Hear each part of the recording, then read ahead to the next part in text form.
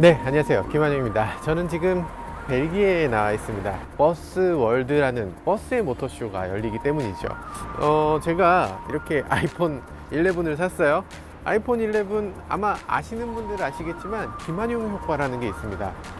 잠깐만. 제가 아이폰을 외부에서 사면 우리나라에 반드시 일주일 이내에 아이폰이 출시된다는 거죠.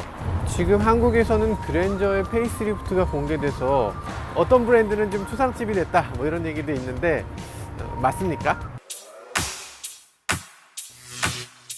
이럴 줄은 어느 정도 알았지만 정말로 이럴 거라고는 생각 못 했는데 정말로 예상한 대로 나와버려서 많은 분들에게 충격을 자아내는 건 분명한 것 같습니다.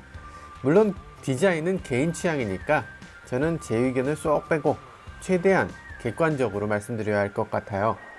이거 그랜저가 아니라 아반떼급의 디자인이다 라고 하시는 분들도 계신데요, 뭐 약간 그런 면도 있습니다. 적어도 소나타보다는 아반떼와 더 비슷한 것 같아요.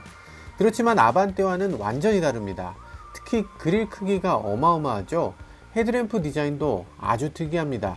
데일라이트의 위치가 가장 특이한데요, 이 마름모 크롬 부분에 평소에는 크롬으로 반짝거리다가 여기 뿅뿅 건너뛰면서 이 마름모 모양인 부분에 불이 켜지는 거예요. 희한하죠? 헤드램프도 마름모 모양으로 불이 들어옵니다. 이 램프 속의 디테일까지 모두 마름모입니다. 그릴이 위쪽 그릴하고 전혀 통일성 없이 만들어진다는 것도 묘한 부분입니다. 그러고 보니까 이번 그랜저는 뭐 삼각대, 삼각 그랜저 이렇게 말할 게 아니라 마름모 그랜저 라고 해야 맞을 것 같아요. 램프부터 그릴까지 모두 마름모가 테마거든요. 뒷모양도 이제는 확실히 공개됐죠. 소나타와 비슷하게 하나로 쭉 이어진 램프를 갖고 있네요.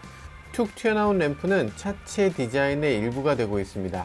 트렁크 리드는 각도가 있어서 마치 트렁크가 따로 없는 쿠페형 디자인처럼 보이고요. 현대차 로고마저도 좀 기울어져 있는 것처럼 보이게 됩니다. 테일파이프는 뒤쪽을 보고 있는 게 아니라 측면으로 기울어져 있고요. 그 주변을 또 크롬으로 아주 강하게 강조하고 있어요. 특이하네요. 전반적으로 박스처럼 똑똑 떨어지는 후면을 만들면 너무 재미없다고 생각했던 것 같아요. 그래서 트렁크부터 테일파이프까지 모두 아주 묘한 각도로 긴장감을 더하고 있습니다. 트렁크 중간에는 그랜저라고 글씨가 써 있는데 이 부분 잘 보이지 않으시죠? 이 부분에 대해서는 조금 이따 살펴보겠습니다. 후 측면에 별도의 센서가 있는 걸 보면 자동 주차 시스템이 들어가네요. 차에 타고 있는 상태로 자동 주차하는 건 이미 예전에 아반떼도 됐었으니까요. 이제는 차에서 내려서 원격 자동 주차를 할 때 핸들까지 돌려주는 형태가 되지 않을까, 뭐 이렇게도 한번 기대해 봅니다. 적어도 전자식 기어 노브를 갖고 있기 때문에 전진, 후진을 차가 스스로 알아서 해줄 수 있는 자동 주차가 될 것으로 예상됩니다. 다행히도 실내가 공개됐습니다. 이 스텝실 부분의 그랜저 글씨를 잘 살펴볼 필요가 있어요. 왜냐하면 이게 그대로 후면에 붙는 디자인이니까 차체 이미지를 좌우하게 되거든요. 그런데 이게 이상하게 각도와 간격이 일정치 않아 보입니다. 한글은 그렇지 않지만 모든 알파벳은 커닝이라고 해서 글자들이 갖고 있는 고유의 간격 값이 있어요. 착시 효과를 감안해야 되기 때문에 모두 같은 간격으로 쓰여지는 게 아니라, 예를 들어 A는 H보다 간격이 좁아야만 일정한 간격으로 느껴지게 됩니다. 그런데 이 그랜저 글씨는 간격이 좀 어색합니다. A자 좌우의 간격이 아주 넓게 느껴져요. G자는 심지어 이탈릭이 아닌 것 같아 보이기도 하고 전체적으로 위아래로 삐뚤삐뚤한 것 같은 느낌이 들거든요.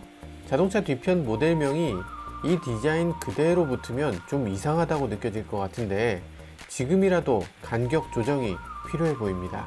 계기판 디스플레이와 센터 디스플레이를 같은 높이로 둬서 커다란 형태의 단일 디스플레이처럼 보이게 하는, 마치 메르세데스 벤츠의 계기판처럼 보이도록 디자인했습니다. 여기는 어떤 식으로 보이게 할 건지 모르겠네요. 수납 공간은 굉장히 넉넉합니다. 여기도 있고요, 여기도 있고요, 여기도 있고요, 여기도 있네요. 아시다시피 기어 노브는 버튼식입니다. 그런 점 때문인지 실내의 여러 부분이 신형 소나타의 실내를 연상케 하지만 크롬도 적극적으로 활용해서 소나타와는 확실한 급의 구분을 지어주고 있습니다. 여기 앰비언트 라이트가 있죠. 그렇게 인색했던 앰비언트 라이트를 이제는 좀 풍부하게 넣어줬네요. 아마 그랜저에 이렇게 넣으려고 그동안 다른 차에는 라이트를 아껴왔던 건 아닌가 싶기도 합니다. 조수석 시트를 보면 레그 익스텐션이 전동으로 붙는 것을 확인할 수 있습니다. 시트의 방석 부분을 길게 해주는 기능인데요. 조수석 쪽 기능은 이번에 추가된 것을 알 수 있습니다. 이번 그랜저 페이스리프트 디자인에 대해서 불만인 분들이 적지 않은 것 같습니다. 저는 이 디자인이 예쁜 건지 아니면 뭐 나쁜 건지 정확히 모르겠지만 적어도 전에 없던 파격적인 디자인이라는 건 분명한 것 같습니다. 그럼 대체 왜 이렇게 많은 반대를 무릅쓰면서까지 파격으로 가는가? 현대차가 2009년 파격적인 YF 소나타를 내놓고 미국 시장에서 큰 인기를 끌었죠. 최근 세단의 인기는 급속도로 식어버려서 이제 더 이상 어지간한 세단을 내놔도 나왔다는 사실을 알리기조차 힘든 세상이 되어버렸습니다. 그러니까 세단을 만들 때는 어차피 어려운 세그먼트 될 대로 돼봐라 식으로 도전을 해야 하는 상황인 거죠. 네, 이렇게 파격적인 그랜저 과연 성공할 수 있을까요? 여러분들의 생각은 어떤지 댓글로 좀 남겨주시기 바라겠습니다. 지금까지 저는 모카 김한혁이었습니다. 감사합니다.